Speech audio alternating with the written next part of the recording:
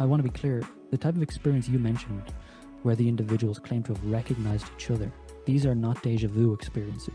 These are entirely different experiences. Deja vu is the uncanny sense of familiarity, the sense that something has happened before. These experiences are entirely different. The individual is convinced that a dream or visionary experience has preceded this event.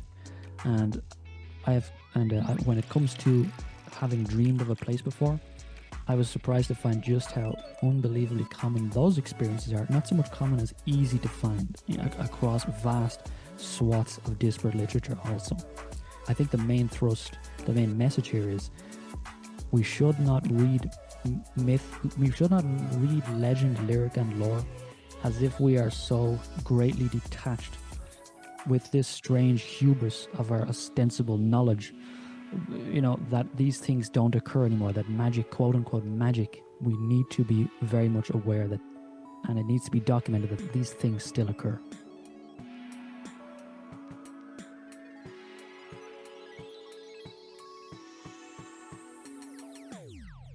Welcome to Connecting with Coincidence.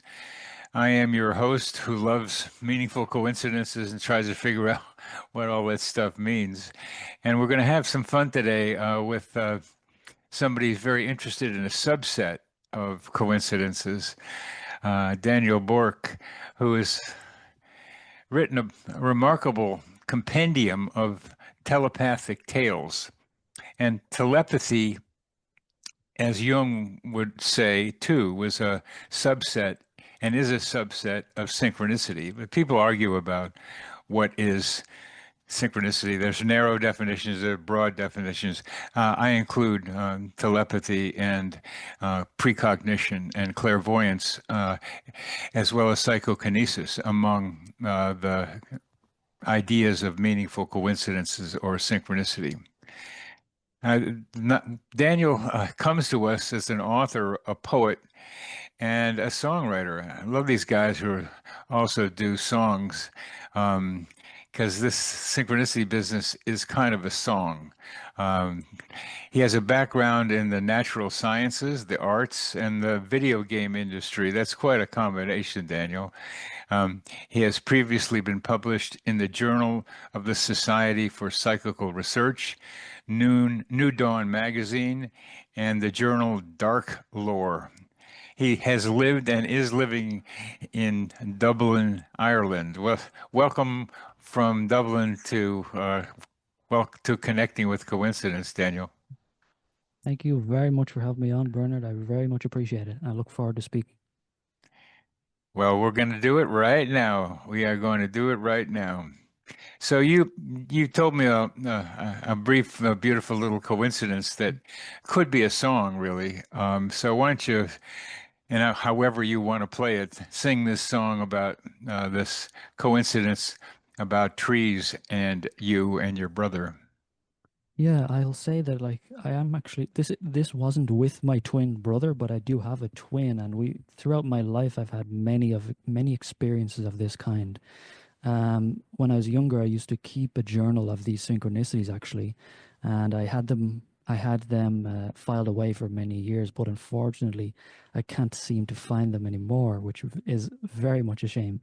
But in this particular instance, it was just a very straightforward. I was speaking to my brother in the garden, and I was telling him specifically about how I love looking at trees that without leaves more than trees with leaves. I just find that very specifically kind of enchanting. And just a couple of hours later, I'm listening to a band that I hadn't listened to for the best part of 10 years maybe. And the first lyrics I hear are, this magnificent tree appears in my mind, even without leaves, its strength is divine. So it's like a very specific reference to the fact that trees, even without leaves, are beautiful. So I found that to be a very strange, interesting moment in that day. Well, being as you've delved into a lot of this craziness, at least according to modern ways of thinking about materialistic science, it's not crazy. It happens a lot, and it happens with you enough so that you at least were recording them when you were younger. how do you think this simple one meant to you? What did it mean besides something beautiful, which is important? And Mm, I must emphasize that one of the values of synchronicities is just artistic. It's a beautiful experience sometimes. absolutely. It's that kind of sense of correlation almost between your inner experience and the outer experience. And that feeling that can be like, I think Jung had spoken to coincidence as having to actually impart meaning, or sorry, to actually have meaning inherent in its kind of dynamics. I think, and others have disagreed with that, but I think that it's also the case that these coincidences impart a sense of meaning in the first place. They impart that sense of kind of awe, which allows you to wonder. It's almost the uncanny sense that things are not as like disconnected or distant or kind of this meaningless void that we're kind of presented with in kind of modern Western academia. It's just a small moment, of course, and it can impact different people in different ways. But when they add up and they add up, and particularly if they come alongside with veridical elements, those are the types of experiences I focus on in the book, where some correlation that is actually verifiable occurs in relation to the synchronicity. That's when it becomes even more interesting. But in terms of this specific experience, it was just a moment of, I just took it as something beautiful that probably means something. And that's all. Because, and like how you think about the world will obviously color how you interpret those experiences. I already have the sense that there is something to the universe more than chance, more than determinism, more than meaningless biological robots. So I can then, because of that kind of ground floor, I can then kind of reasonably consider the possibility that there was some sort of external meaning beyond myself in that moment. And what might that external meaning be?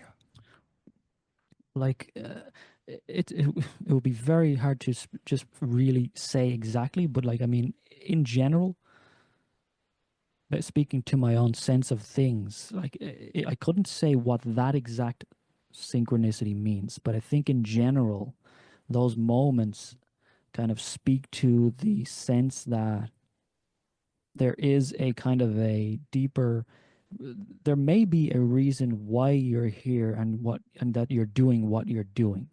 And those moments may speak to that. Perhaps they're reminders of that. Who knows? Perhaps it's a tap on the shoulder. I don't know. But I do get the sense that I don't think it's unreasonable to consider the possibility that our why we're here, the fact we're here and why we're here, are reasonable things to suggest as possibilities beyond we're not here for a reason and everything kind of just happened this way, therefore it happened this way. And I think those moments can certainly speak to that. In those vaguer synchronicities, it's hard to make those connections in a way that speaks to the listener, because it's one of those kinds of experiences that you feel it in an intuitive way that's hard to kind of get across. But that's why I'm so interested in those more veridical experiences in the book, because there are aspects of those which are actually externally verifiable to others. So in that way, the kinds of impacts that a synchronicity may have on the individual can, in some sense, be experienced by somebody who hasn't had that synchronicity. And if this actually speaks, for instance, to near-death research, where many of the beneficial after effects of the near-death experience upon the experiencer have been shown to be imparted upon those who read of these experiences also. So it is possible to impart some aspect of that experience when it's veridical. And veridical, just to be clear, means you can verify it. It's something somebody else can um, say, yeah, this really happened because they can see what you're describing and even be Hmm. part of the experience of it. And that's a key part of this. Hmm. I'm one of the things that happens with stories people tell on this show is sometimes their story has some meaning to me. And Mm. I just love that you used a tree, which I am very attracted to having relationships communication telepathy with a bunch of trees and also a forest in which the trees exist. And Mm. I enjoy when they don't have their leaves on them. I love when they have their leaves on them too. Like Hmm. now it's spring and they're really happy. You can see them, especially after a rain. But the way they have shapes, the way the trees do the limbo. They have a Hmm. limbic limbo. They have a kind of a dance they do, and some of them are pretty funny. So Absolutely. you get good. I'm glad you see that. So they're comedians. Some of those trees, and they're drama queens. Some of them, and you can see that. And you're having brought up some trees like this as a way of my being able to talk more about trees. And here you have something with trees just by bringing up this story, I Absolutely. think. Absolutely.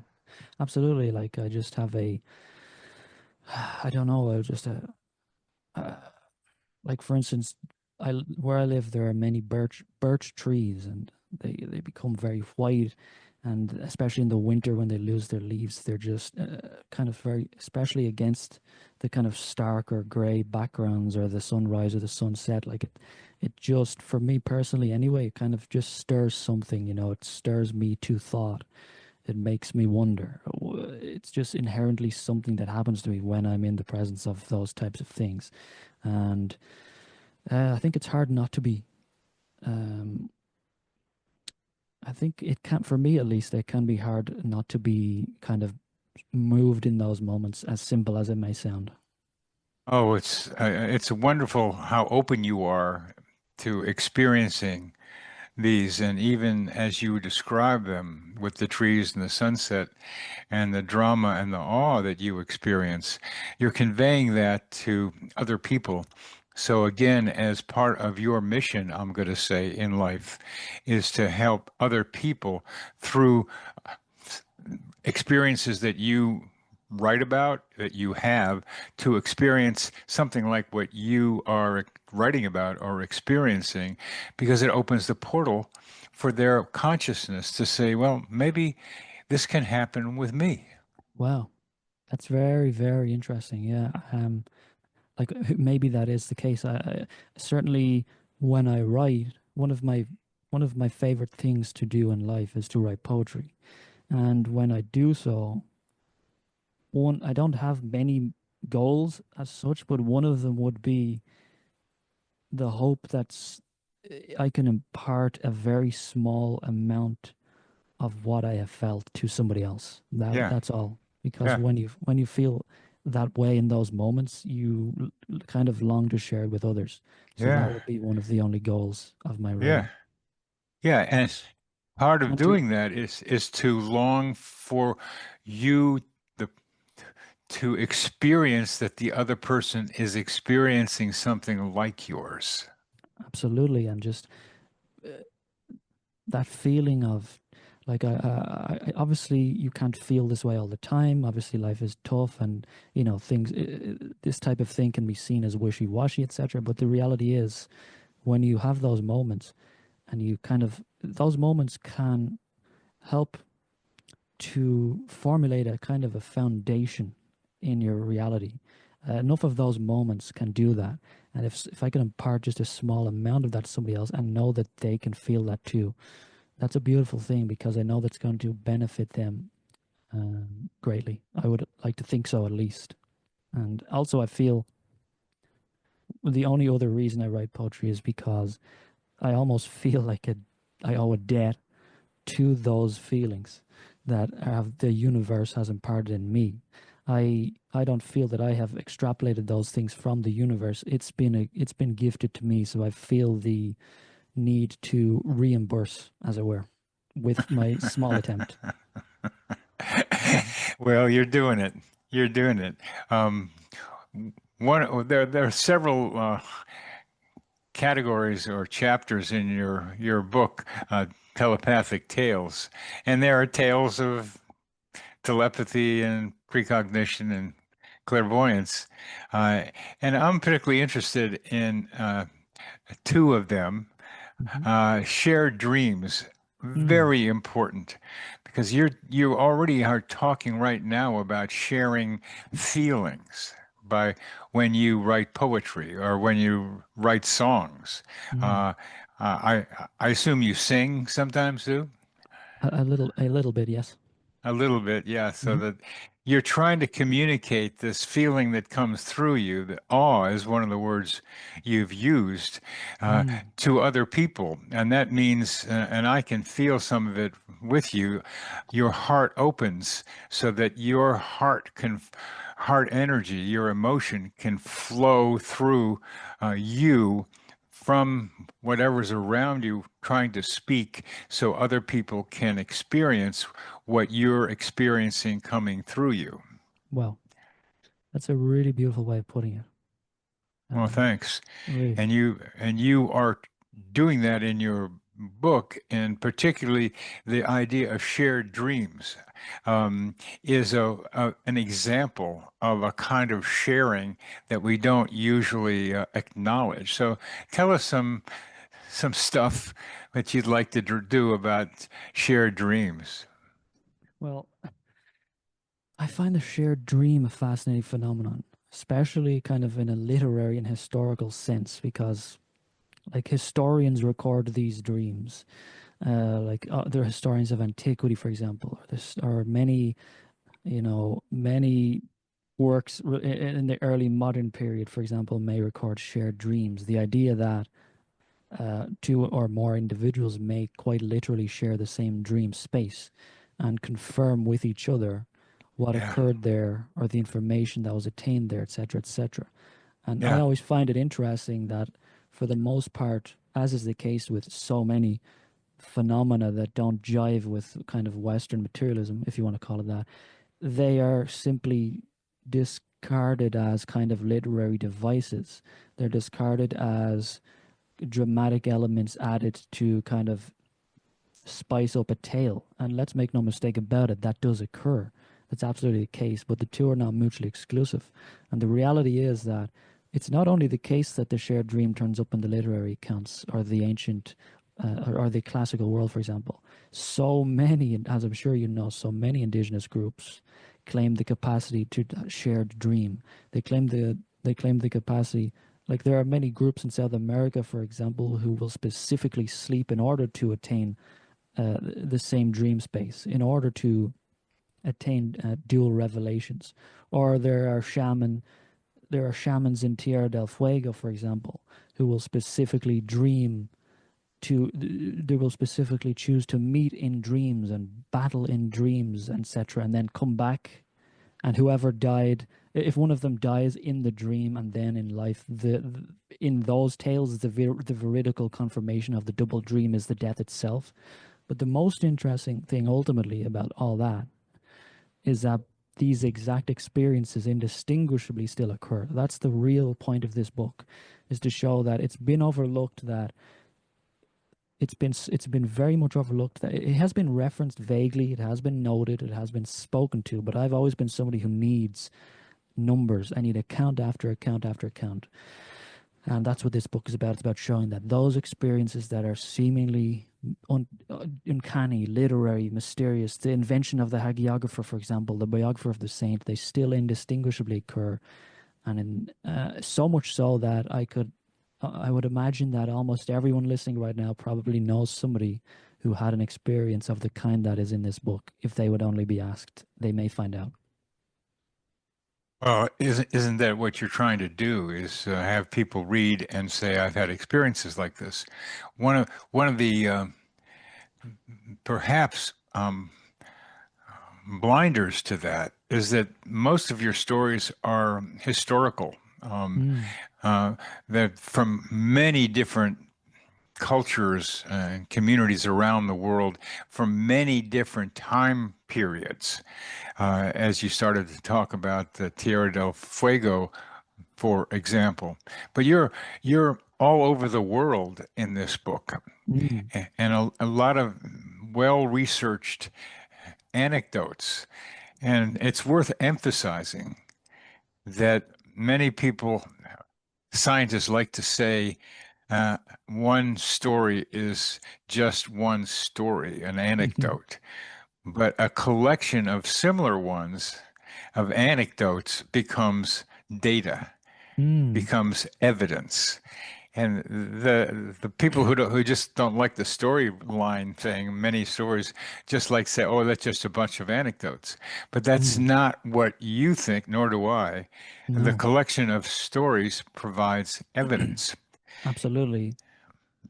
I could speak to that. I mean, for instance, like the real, I'm not going to generalize here, but the reality is, for the most part, when somebody says that, when somebody comes with the sentiment that you just expressed, it's generally a lazy way to dismiss a body of data, which in and of itself is predicated upon presuppositions as to the nature of reality. Okay, these philosophical biases that are inherent that doesn't allow one to even begin to apprehend this data set.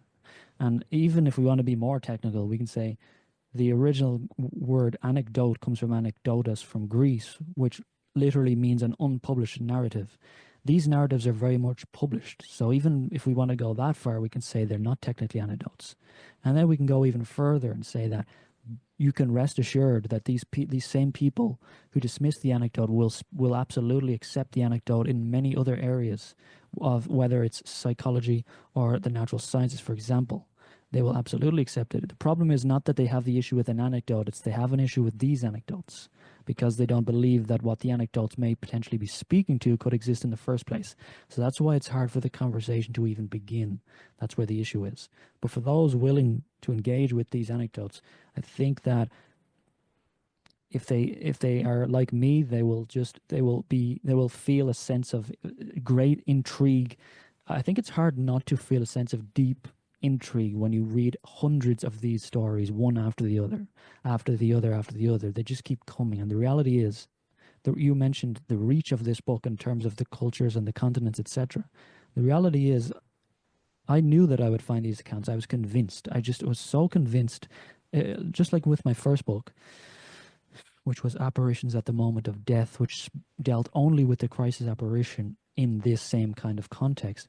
I knew that because of how commonly these things are recounted in the parapsychological literature, that they had to be out there. They simply had to exist. This is a common human experience, whatever their ultimate actual meaning and origins. I will find them, and thankfully I did, and I hope that people will find them interesting in their numbers, if nothing else.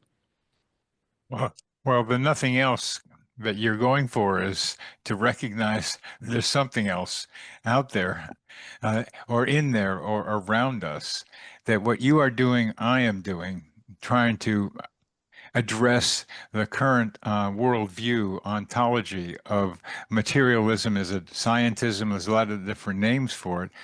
People don't like to change the way they think about the world. So, yeah, might read your book, Yeah, but I mean it's an attack on, like, the reality is those, you know, these it's an people perceive, oftentimes, especially academics with a long history in academia, perceive assertions of this kind as, they don't perceive them as kind of reasonable topics for debate. They perceive them as like attacks on their entire sense of self and worldview, on their position in the world and how they view themselves in that context, and etc. etc. There's no, the cognitive dissonance kicks in, and the conversation is kind of stymied before it can even begin in earnest. So again, it is a tough one. I'm not, my goal in writing these books is absolutely by no means to convince anyone of who doesn't think these things are possible that they are possible as such. It's more just to, I want to really show how much more data is there than we think, how much more is on the table, and I want people to be imparted with a sense of mystery and wonder regarding, at the very least, the capacity to doubt what we think we knew was true. yeah. I mean, you got a lot of stories. There's a lot of stories. There's a lot of work putting them together, especially all these different places you got them. So tell us some shared dream stories besides the shaman one who dies, then that one dies. Tell us some other shared dream stories, please. Well, there are so many that it's always tough to recall one, but thankfully, I do have the book here, so I can kind of reference a few. Like, for instance, there are many, there are many Siberian tribes, for example, who are known to meet or intercept each other while in the act of retrieving the soul of another. In other words, in many Siberian cultures, and this goes for so many different shamanic cultures, by the way. Obviously, one of the main skills of the shaman is to enter the other world and retrieve the soul of somebody lost. And in those ventures, what's interesting is that they may spontaneously, for example, meet the soul of another, somebody they weren't expecting to meet, for example. And what's interesting is that they may then return and discover that that person had actually died while they were in the other world, which is an entire fascinating subject in and of itself. But I won't get too bogged up on that for now. I'll just go back to the Quichua of the Ecuadorian jungles, for example. A powerful shaman named Orlando comes under duress when a large owl comes storming through the window, and he awakens and sees the owl coming in his dream. An hour-long battle ensues until Orlando prevails, and the shaman who he met with in the dream had slept with the intent of meeting Orlando for that battle, for example. I mean, the stories just keep coming. We can get, like, for instance, I made a comparison here. For example, the Yamana of of the Tierra del Fuego, a guy called Martin Gusind did incredible ethnological work there. I believe both, if not one of those tribes now don't exist anymore. However, these two rival shamans dream the same dream, and they meet on a certain shore, begin to fight. In this tale, both shamans die around the same time after the dream in which they had met and fought, therefore confirming their power to their respective groups. So another side note there is that in a lot of these cases, the extent to which the double dream could be confirmed so often actually spoke to the extent to which the individual was skilled in a manner they claimed to be skilled. And this is the case among indigenous groups regarding many uncanny capacities. A lot of these things weren't just simply gullibly believed, but they required this veridical aspect that I focus on. But then I compare that to the Icelandic Landnámabók, which is the Book of Settlements, an ancient Icelandic book, wherein something very similar happens, where a man gifted with second sight sees a large bear leaving one town and a bull leaving another. Those two meet in a field engaged in battle, with the bear getting the upper hand. And the next morning it's seen in the valley the next morning it's discovered that in the valley wherein the dream occurred, where those two animals are fighting, the ground had been turned over and both of the men who these animals represented had been injured. So in other words, the dream represented the meeting of two others in battle, and those events seemingly confirmed by the story itself. And these stories come over and over again, and in our own times, these stories come over and over again, and often sometimes they pertain to, for example, and please do stop me if I'm rambling, but for example, one of the more common types of like shared dreams in the literature of the Middle Ages, for example, are those in which the prince or the knight may dream of the princess, the distant princess, or the damsel, etc. This is extremely common. You'll find this in the Scottish tales, the Irish tales. You'll find it as distant as in the Indian tales and the Chinese tales. They then meet later in life, the Japanese tales too, by the way. They meet later in life and they confirm to each other that they'd met previously in a dream. And that is one of the most interesting thing about that for me is that, and this really surprised me, and this actually speaks to a book that I will be releasing in February next year, which deals with the phenomenon of déjà rêve, or already dreamed. These experiences in which people claim to have met each other in dreams before life are still surprisingly common, and I document hundreds of them in that book.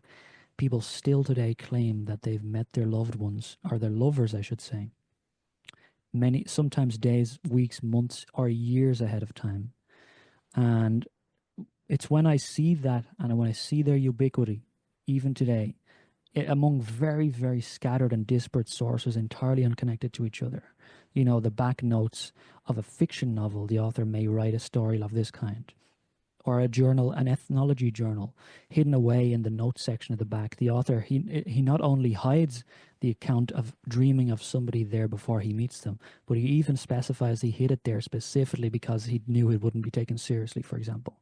When I see that ubiquity, I think to myself, I'm not going to look, I cannot assume that all of the literary accounts are only that. Some of them are probably based on real experiences. Experiences continue to happen to this day, where I've heard reports of two people having dreams and about coming together as lovers, Mm, and then they confirm with each other that they had the dream, and one of them says, "I recognize you," to the other because they did exactly. see them. And that happens now, and that's what you're beginning to try to tell people by saying Mm. this has been going on for human history for a long time. This is still happening, and I'm just trying to bring it up to, yes, it is still happening. It's truly still happening, and that specific type of experience, like all the experience types in this book, are still happening indistinguishably. I don't want to say indistinguishably in the sense that they're all exactly the same at all times, but some of them are exactly the same as each other in terms of the general phenomenology, and the basic concepts also, like the lovers types of dreams we just mentioned. Now, I'm working on a second book, a Telepathic Tales 2, which even extends these types of experiences further. For instance, not just dreaming people ahead of time. Something that I have found extremely commonly is dreaming places ahead of time. And there is a technical term for this called déjà visite. It's very underrepresented in the literature as a term. It's probably not even used for the most part, and clinically it's certainly never used. But this idea, and I want to be clear, the type of experience you mentioned where the individuals claim to have recognized each other, these are not deja vu experiences. These are entirely different experiences. Deja vu is the uncanny sense of familiarity, the sense that something has happened before. These experiences are entirely different. The individual is convinced that a dream or visionary experience has preceded this event. And when it comes to having dreamed of a place before, I was surprised to find just how unbelievably common those experiences are. Not so much common as easy to find across vast swaths of disparate literature also. So there are many different kind of avenues when it comes to that. But I think the main thrust, the main message here is we should not read we should not read legend, lyric, and lore as if we are so greatly detached with this strange hubris of our ostensible knowledge, that these things don't occur anymore, that magic, quote unquote magic, is the superstition. It's the weak mind of the kind of, how do I even say it, the indigenous person, or the modern, the early modern peasant, for example. Let me be clear again, these things are not mutually exclusive, but we need to be very much aware that, and it needs to be documented, that these things still occur. These still, these things still Truly, occur. And truly. Daniel is saying, "Come on, ladies and gentlemen, it happens, and it's happening still." Mm, I'll end our discussion of shared dreams and move on. But one of the most striking ones for me, as I was learning about this, mm, was three different people having a dream of this 16-year-old girl being pregnant. mm, And they knew the girl, each of them, and I don't even know if the girl knew she was pregnant, but she was pregnant, and they could recognize by talking with each other, which you have to have. You have to tell each other that you had the shared dream about this girl being pregnant.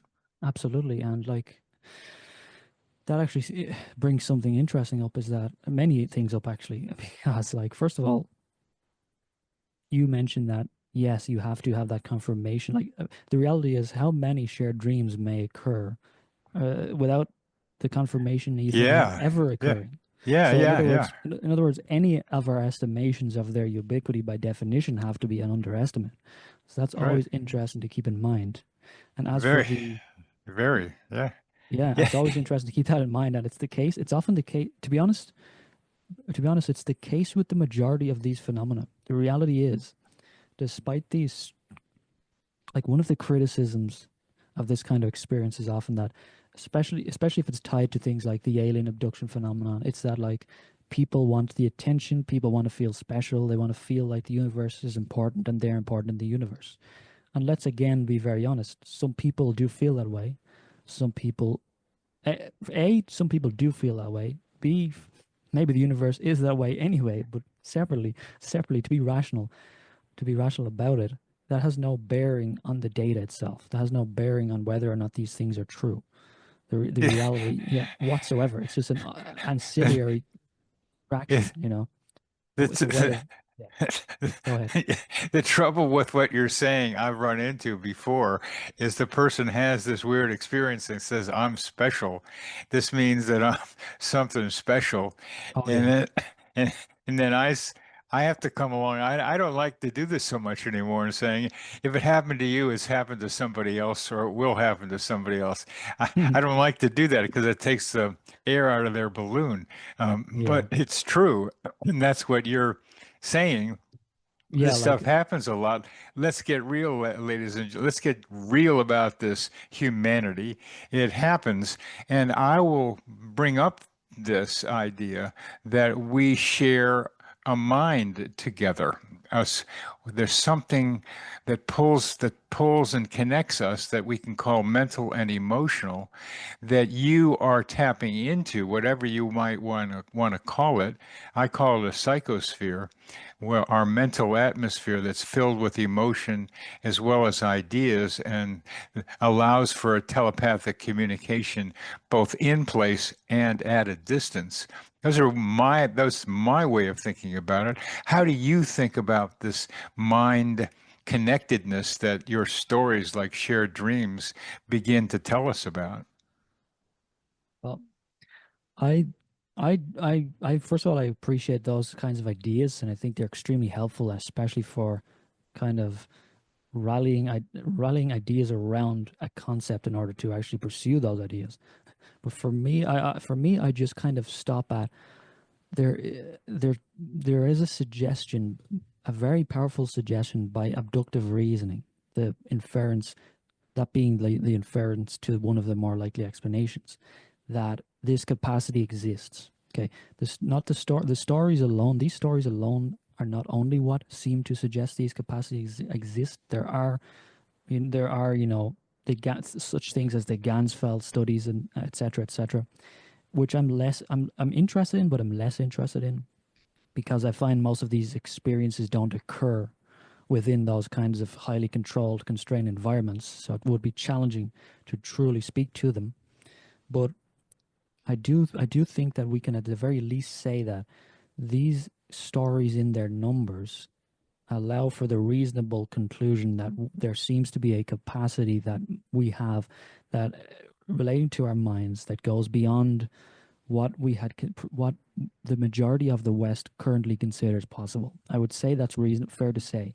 I don't want to present this book as this is a book that presents scientific proof of that, but I do believe that the sheer number of accounts in this book, at the very least, warrants very serious attention, not only upon the stories as they may represent a curiosity of human experience through history and time, some sort of consistent cultural pattern between unconnected races, but as representative of possibly of an actual capacity that is being expressed and recorded similarly, because of course it would be recorded similarly if it was a common human capacity.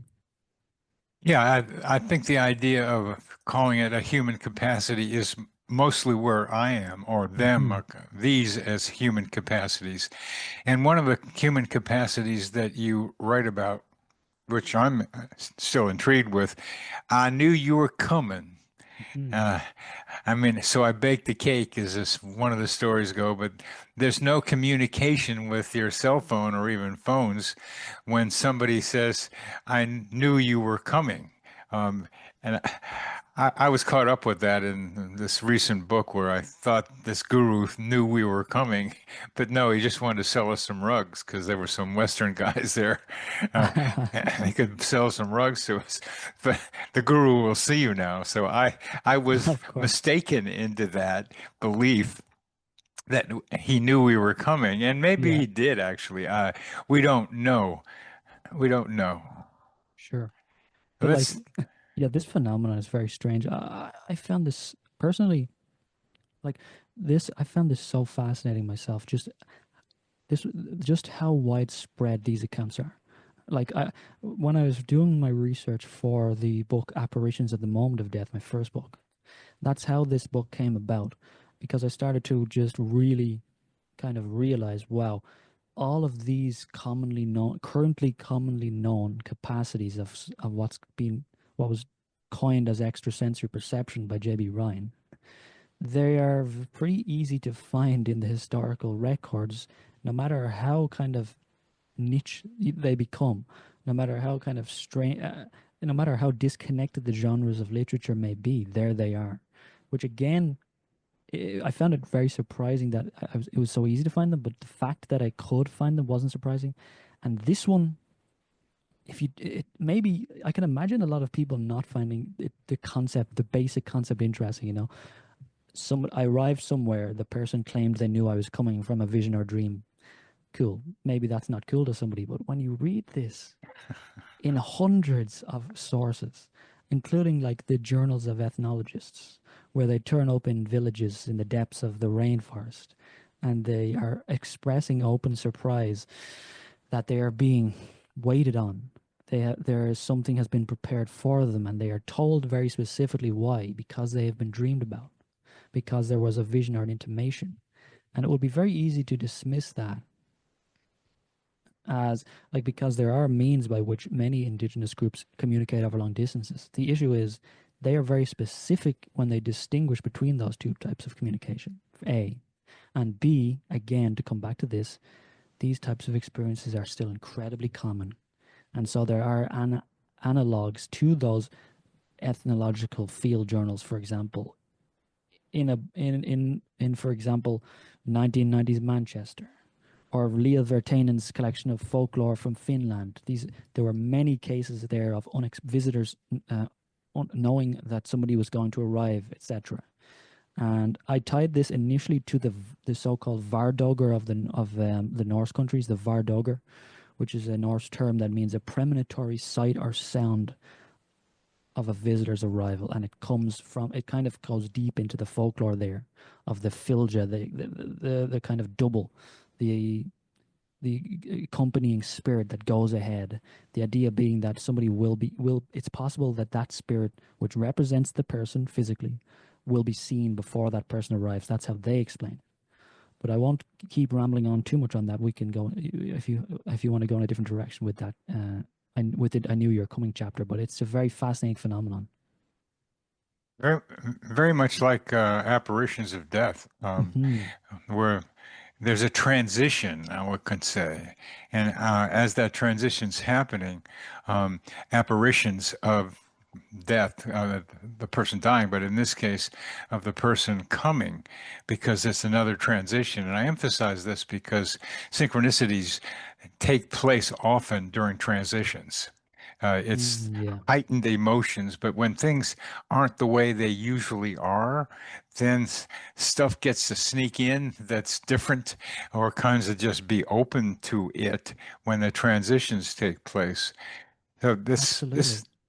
That's so true. That's so true. Like, especially like that's like this is something that actually comes out in the tales. Like like, okay, like how many so there has been a lot of research even in parapsychology suggesting that states of hypnosis or states of prayer and meditation, and certainly we can say the state of dreaming, these states are more conducive to the types of synchronistic experiences you're referencing. So you can certainly suggest that these transitional states they're not a requirement, but they are extra conducive to these types of experiences. And it does seem to be, I would imagine it's the case in many of these accounts also. And certainly when you reference the crisis apparitions, certainly that's often the case there. So many crisis apparitions occur not just during dreams, but in waking hours, during moments of distraction. Like, for instance, driving. You read a very large number of after death communications occur while the individual is driving, for example. That's something I found interesting. Or even watching television, etc. it seems that there are these states of mind wherein one is more conducive to these experiences, and those are the states of mind that the true mystics and the shamans, etc., with their sweat houses and their altered states of consciousness try to reach, because they understand this, and they understand that the dying, they understand that the closer the individual gets to dying, they understand that the ultimate altered state of consciousness is basically death. And the ghost or the spirit has often been ascribed great knowledge.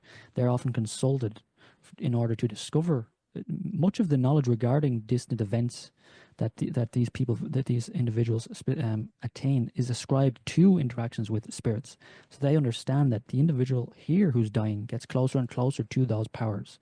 So they don't find it surprising when the individual on their deathbed speaks of facts that they couldn't know by ordinary means but are later confirmed, for example. So yeah, these liminal states seem to be very important.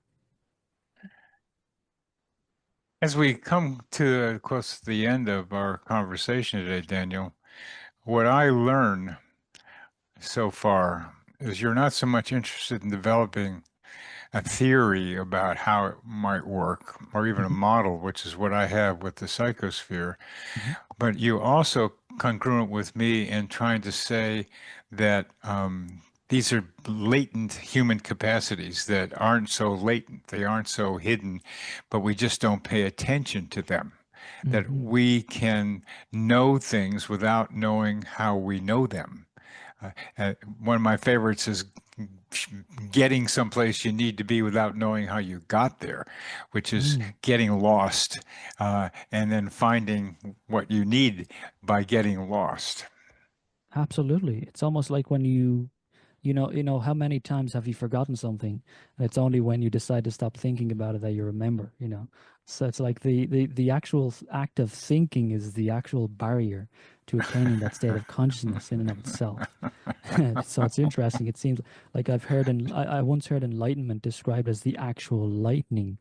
In other words, it's not about attaining, it's about letting go, it's about powering down. And ironically, this is actually supported by some scientific research, like like brain scans of individuals on psychedelics, for example. When we first started attaching the electrodes, we imagined that the brain activity would increase. There would be an absolute circus of activity, but no, it was quite the opposite. The brain activity decreased. It actually became decoupled and less connected. And yet people report these elevated states of consciousness.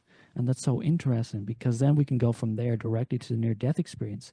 What is the ultimate form of less consciousness? It's no consciousness. It's death. And yet, these near death experiences report the most conscious experiences of their entire life. So those two things actually tally, which is quite interesting. And there is no current model from the kind of materialist science that There could isn't. possibly explain why those experiences are experienced as realer than real. Colors are more than they've ever been, brighter than they've ever been, emotion is stronger than it's ever been, etc. Even if there was a small amount of brain activity, it's incomprehensible why that would occur. And without going too far on about it, there is even further interesting research there. The memory characteristics questionnaire, I'm not sure if you're familiar, it's used in psychology in order to determine whether or not a memory is a memory of a real event or not. And this was applied repeatedly. I think 3 or 4 different studies replicated this to the memories of a near death experience. And we've known for decades that this specific term, realer than real, is used by near death experiences. It's very common. It turns out that on the memory characteristics questionnaire scale, they also score as realer than real, including more real than actual event memories. The phrase more real than real, I ran across with people taking the psychedelic DMT, dimethyltryptamine, Very and where common. they run into spirits and have experience with these various entities that are more real than real. What does that mean to you, more real than real? Well, what I think it means, like I've experienced that myself. I've experienced it in lucid dreams, for example. I've experienced a sense of it's hard to explain why something is more real than real simply because we don't even necessarily know what real is in the first place. So there's it's hard to even begin.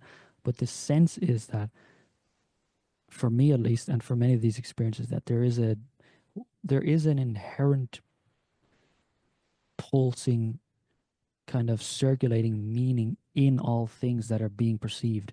It's not just a wall, it's not just grass, but they're like it's almost like they're conscious active participants in the act of being looked at. For example, Huxley in his work Doors Doors of Perception, he said something similar. He was looking at a bookcase, a mundane bookcase, and every single book was pulsing with this color and this meaning that's indescribably an indescribably different quality than when he would ordinarily look at the bookcase. And I think that we could say that this is speculative, but we could extrapolate that. And this again tallies with a lot of different literature pertaining to other world journeys, etc. Maybe the reason it feels realer than real over there, if you want to use the terminology, in the beyond, is because it is that actually came first. Maybe this is actually a lesser, a mirrored version of that. Maybe our senses already existed there before here in a greater form, and which again tallies with the near-death experience research and the psychedelic research, where people say their senses are expanded, etc. So if we came second, if materialism kind of maybe think of maybe materialism is the epiphenomenon. There's a fun one. Forget consciousness. So maybe that's why it feels realer than real over there. When you describe the pulsing and the colors, um, the more realer than real now means to me that you're experiencing a much more intense version of this entity, this thing, this whatever you're experiencing, than you do in this more muted form in this three-dimensional world that we tend to walk around in. And had we walked around in that realer than real, we might have been too distracted to notice that there was a saber-toothed tiger in our neighborhood because we're caught up in what we're seeing in front of us. So that Absolutely. we had to planet, this planet required it. But now we're getting able to be able to get to what was there before and what the capacities were there before. Our capacities about being able to receive reality were. And when you talk about the brain scans, it was the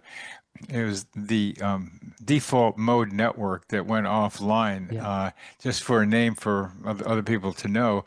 And that seems to be our ego, our grounding capacity to not let the mind go off in all different directions or deeply into something. And that's what you can do in these liminal spaces. And as we end, I want to ask you one perhaps final question. Sometimes what's more real than real is the person I'm in love with at that moment, Hmm. that I'm infatuated, let's say, with, that I see so much more in her than is actually there.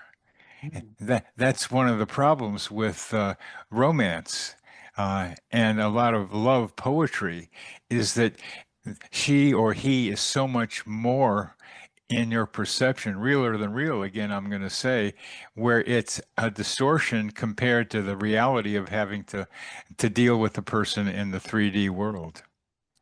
It can be for sure. And I'm going to speak to that. Like I was waiting if you, but I think that like it's interesting. Like that can be the case for sure. Like that's inevitable. That's definitely the case, and that's why the romantic is so often like lambasted as an like the dangers of romanticism in general. Like, but for me, I think if things a bit differently. Like first of all, those types of experiences we mentioned that allow you to feel that realer than realness, the lucid dream, the psychedelic experience, near death experience. I do believe it is possible sometimes to actually have those exact sensations in just in spontaneous altered states in the waking world. Yeah, Yeah, absolutely. And I've had those kinds of experiences yeah, myself. yeah. But speaking to your point also about the lovers, etc., like there's so much truth to that. But like I think there's some, I'm not sure if this will come across because I've tried it with people and it usually doesn't. But what I'm trying to say is that, like, when I look back in the past, deep, that deep nostalgic sense of things, that feeling, that warm feeling, those so-called rose-tinted glasses, and people may suggest that you're seeing it more romantic than it really is. Okay, Perhaps you are. But the reality, I think the reality is that we're not seeing the current moment for how romantic it really is. I think that's just as egregious. I think this moment is far more romantic than we give it credit for. And I think that when we look back and we feel that nostalgia, we feel those emotions, those are the emotions that we would feel for this current moment if we were in that state, if we weren't in the type of default brain mode network you spoke about, etc. We would perceive those warm, meaningful feelings that just extend beyond description and just reach out into the universe. And to be honest, speaking back to your point about survival, I don't think we would do well if we were dealing with that all the time. I think that they're gifts that come when they come, and we should be grateful for them when they come. And as we talk about survival, and we're going to be ending in a couple of minutes, you're making me think yet more clearly because I've been a romantic most of my life. I've been in love with love for a long time, uh, and it's it became such a shame that the person and I could have such a deep, realer than real, but it was very real connection at Mhm. first. And then somehow the default mode network kicked into gear, and the realities for her often and for me sometimes were like, what? It was Uh, like a shock. Um, Absolutely. but, oh, how come we can't stay in that place? And one Well, of the way, go ahead. yeah, well, I think that I would, for me personally, I interpret that as we're not meant to, plain and simple. It's not necessarily that we can't, but we are not meant to. It would not be conducive to the types of experiences that we may be meant to have here. In other words, there may be reasons why we're here. There may be certain types of lessons, emotions that we are meant to feel, lessons we're meant to learn, suffering we are meant to undergo, etc. And being so deep in those types of romantic moments would not be kind of conducive to that.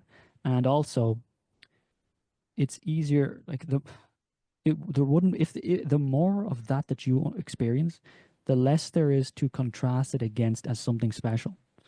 In other words, if there's so much of that good, then it becomes the norm such that it may not be perceived for what it really is, for how beautiful and meaningful it really is. So that's why I think that those moments are gifts meant to maybe shake us from the kind of mundanity that we often find ourselves in, our thoughts and feelings about reality, etc., etc.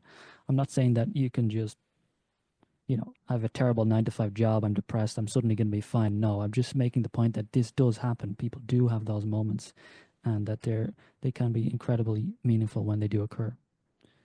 Well, one of the ideas that you're bringing here is that uh, disappointments, where things don't work out the way you want them to, in all kinds of parts of life, become lessons for us. That is the way to use them. And understand yourself and some better idea about who we are and how we can evolve. I think that's a fundamental capacity that human beings need to continue to develop when Mm, things go wrong according to our expectations. What am I learning about myself as a result? And you talk about that romantically as somebody who's already done that at least a few times, and had to learn that there was some lesson in here for you to have to do. And absolutely. you have, and that's what I've had to do with these things. But still, it's so nice. It's paradise being here with you. It's like, well, we can come back to this, can't we? We can go back to the world and then come back to, well, somehow it often doesn't happen that way. Absolutely. So, The basis, like people, I think it's just if you don't have a, I think a lot of people today, like you were saying that it would be nice if we kind of took these devastating moments and learned from them, and people do that, etc. A lot of people do, a lot of people don't, but like a lot of people don't necessarily in the kind of very secular and in many places increasingly secularized West, they don't have an orientation in the cosmos. They don't have a foundation to fall back on. They don't have something within which to contextualize those types of actions. Like one way, for instance, that people contextualize those types of actions is through, for example, near death or reincarnation literature. Yeah. You know, the individual who believes that in reincarnation, for example, or that they're, I mean, they believe they came here specifically for a reason. So they're Hmm. obviously going to take that context and realize, oh, okay, so I wasn't I was meant to meet this person and maybe learn specific lessons. We were supposed to interact and dance among the stars for those how many years it may be, but it wasn't meant to be, and I can move on from that, and I can and I can understand that that wasn't the ultimate goal here by any means. So it can be, some people can certainly come to those conclusions without that foundation, but for a lot of people I think they need it.